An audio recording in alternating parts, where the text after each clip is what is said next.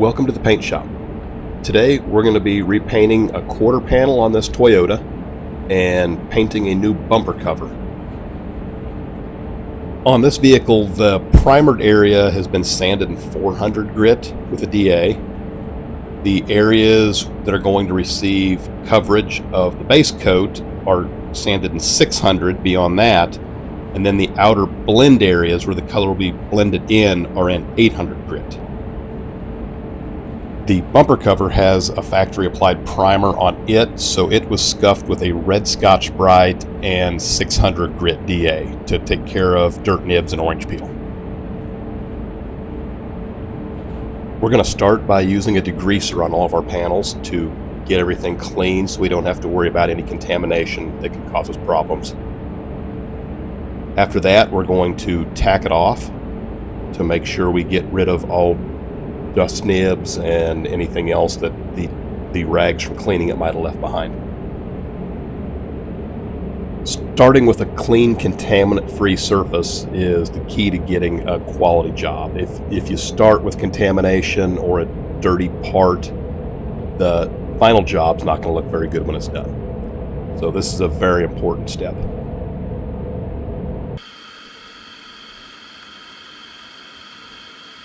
We've got everything clean and dry, so now we're going to apply a primer sealer. This is going to do a couple things on our quarter panel. It's going to fill in some of the deeper sand scratches on the primer, and it's going to help provide a color closer to the final color, which is going to help with hiding. It'll result in a little bit less base coat that we're going to need to use. I'm using an Iwata LPH 300, which seems to be a great sealer gun. On the bumper cover here, it's again giving us some coverage that's going to help the base coat cover, and it's also giving us some adhesion to that primer on the bumper cover.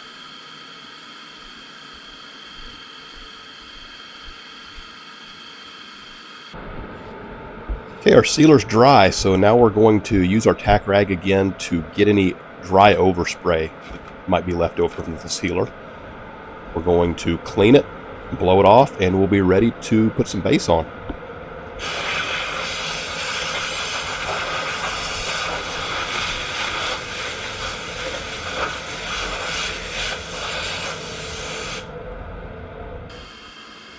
Before applying my color coat, I'm going to use what's known as a wet bed.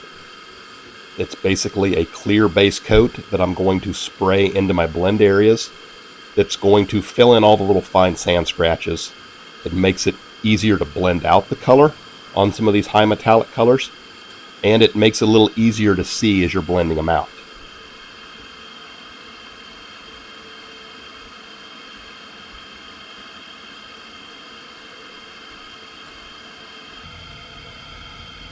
Okay, our wet bed's dry, and you can see how it has a little bit more sheen than the surrounding just plain sanded areas. That will make it easier to see the base as it's blending out to make sure it's blended out thoroughly. I'm putting on the first coat of base coat here, and this first coat we're putting on more for coverage. It's a wet coat. I'm really not worried about the metallic orientation. And as you look at it, you can see how it's a little bit blotchy. That's known as being modelly. But again, I'm going for coverage here, not really worrying about the metallic at this point. We'll worry about that with the subsequent coats.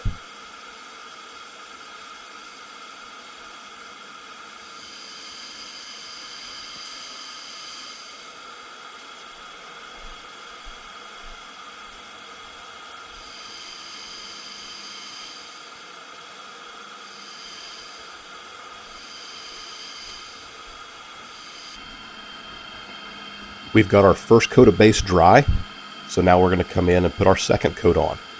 This second coat is going to go on a little bit drier, so it's still mostly providing coverage, but it's not going to allow the metallic to get cloudy and modelly as much. So we're going to start controlling the metallic at this point.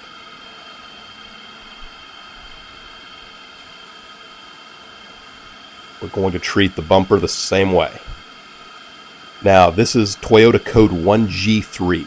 It can be a little bit of a tricky color, mainly because there's so many variants to this color. And since I'm replacing the bumper cover, I'm got plenty of room to blend the color out on the left side, so what I've done is I've matched the color to the right quarter panel where it's going to butt match up to that.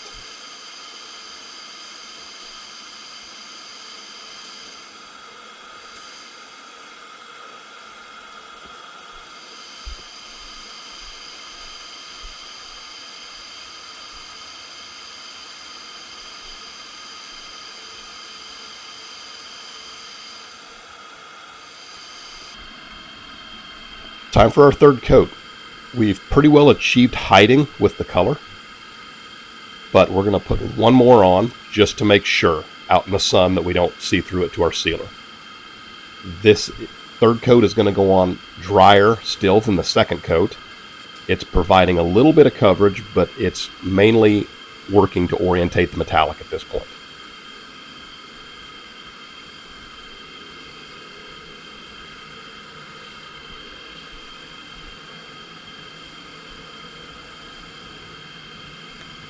For the wet bed and the color coat both, I'm using an Iwata LS400 Supernova. I've really gotten to like these spray guns.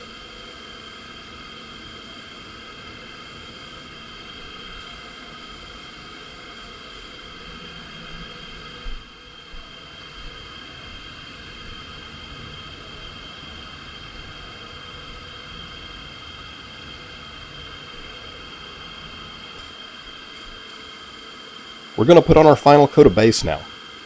We've achieved hiding with the color, and we don't really need more coverage with the color. This is what's known as an orientation coat or a drop coat. Different manufacturers call it different things. But what we're doing here is basically just making sure the metallic looks correct. We're getting rid of all the modelly look. We don't want any cloudy look, any tiger stripe. And we achieve that by making sure that this coat goes on totally uniform. And it's not too wet in areas, not too dry in areas. The wetter areas will allow the metallic to sink into the base coat a little bit in different rates. And that's what gives you that tiger stripe or modelly kind of cloudy look. So this coat goes on pretty dry, but uniform.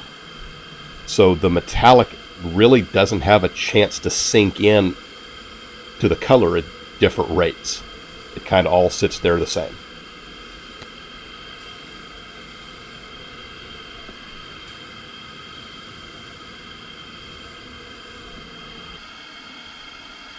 Okay, we're done with our base coat, so before we move on to clear, we want to make sure that we have a nice clean surface. We're going to do that by using a tack rag and blowing it off again to make sure that we don't have any dry overspray from the base around the edges. And we want to blow it off to make sure that we don't leave any threads from the tack rag behind, because it can leave some trash too.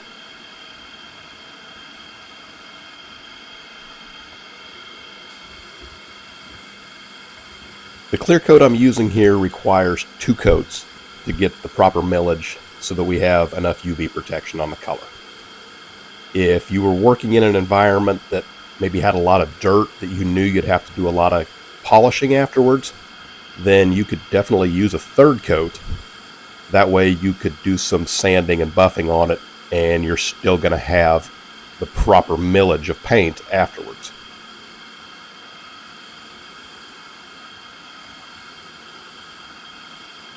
This first coat goes on pretty much the way you want it to look. You want to be careful with it that you don't put it on too wet in certain areas. Oftentimes the first coat of clear won't run, but if you have wet areas, that can cause the run in the second coat. So it kind of hangs on for the first coat, but when you hit the second coat on it, those areas are the ones that tend to break loose. And oftentimes, if you end up with a run in your clear coat, unless you did something just flat out wrong with the second coat, it's usually caused by your first coat being a little too wet in certain areas.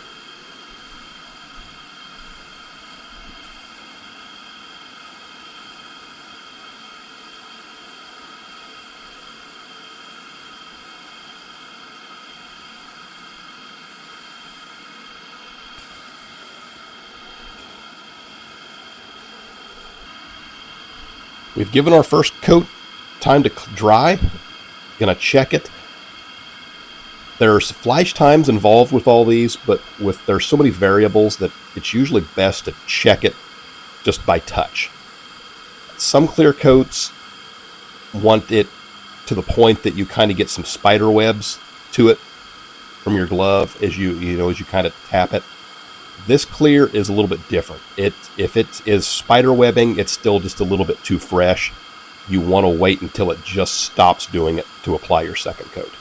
They're all a little bit different, so you just kind of have to figure out what works best with your clear coat. If you've got a rep, they're the best source to ask to find out when you're ready for that second coat. As you can see, I'm overlapping the two panels at a slightly different place on the second coat.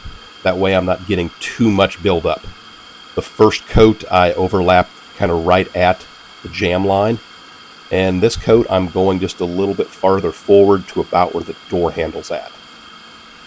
The reason for that is you're going to put it on a little bit thicker where the two panels come together, so you don't want to do both coats in the same place, because then you will be getting it on too thick in those spots, and that can cause a run. So just vary it a little bit. If you were going to put on 3 coats of clear, then your third coat you're going to vary it again. Maybe do it just a little bit behind the body seam, so all 3 coats are seamed at a different area. This second coat, you're going to put the clear on just the way you want it to look, just the way you want your final product. Take a look at it for a second before you move on to the next panel and make sure that panel looks the way you want it. If you wait too long, then you really can't come in very well and spot in a little bit more, because you'll end up with a dry edge around where you are applying it. But if you just take it one panel at a time, spray it on. If you see a dry area, go ahead and hit it just a little bit more to wet it up, and then move on to the next panel.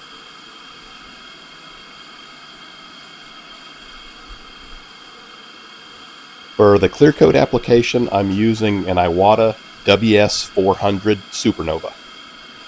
It seems to do a pretty good job of laying this clear out.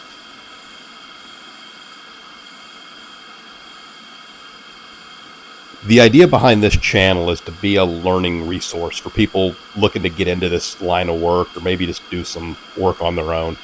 So if I do something that I don't explain, or you have more questions about, just hit me up in the comments and I'll do my best to answer questions for you.